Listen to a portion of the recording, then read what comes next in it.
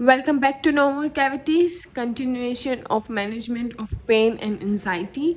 Today we will be discussing about general anesthesia. So what is general anesthesia? General anesthesia means a patient which is completely sleeping. It means controlled unconsciousness during which patient feel nothing. Controlled unconsciousness means the consciousness can come back. How general anesthesia is achieved? Because the messages are not recognized by the nerves. The messages are not recognized by brain. In children, the type of general anesthesia we give is known as day case. What is meant by day case? Day case means that after the function of the patient or child are restored, he is not kept overnight. He will go home. So in children, the general anesthesia that we give is known as day case. That means you will not keep the patient overnight after the functions are restored.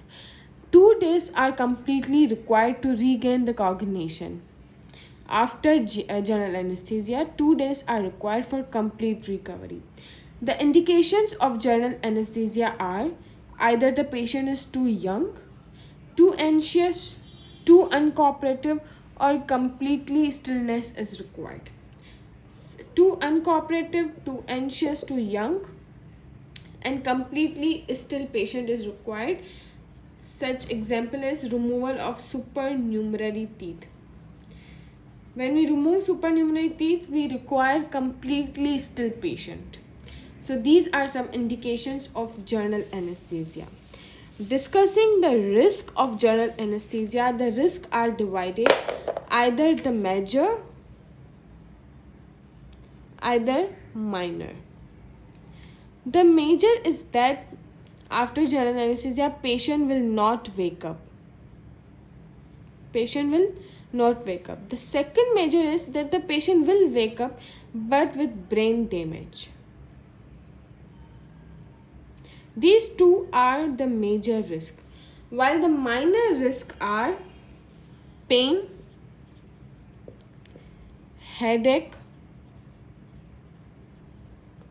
sore nose, upset, sore throat, nausea and vomiting, and increase anxiety for the future treatment. These minor risks appear after 7 days. So these are the major and minor risks which are developed after general anesthesia. After that, we will be discussing the type of general anesthesia. What are the types of general anesthesia? These are two types, short and long. Short is either the treatment procedure is 15 minutes or less than that, and long is 45 minutes.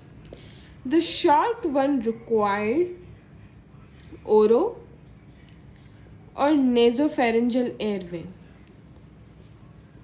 Oro or nasopharyngeal airway, while the long one require endotracheal intubation. Endotracheal intubation.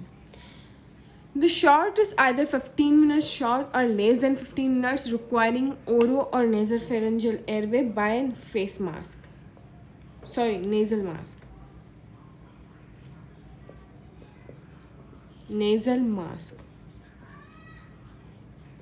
The advantage of the short general anesthesia is that it requires simple analgesics, but the disadvantage is that extra care to maintain the potency of the shared airway.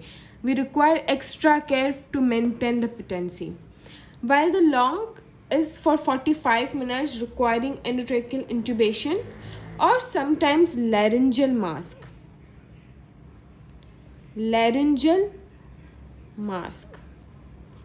And the advantage is it is easy intubation for anesthetic, but the disadvantage is increased space in oral cavity is required, so access for treatment is difficult.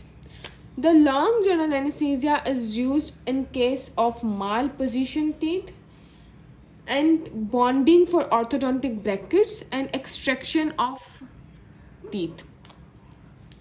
After that, we will be discussing what is daycare surgery.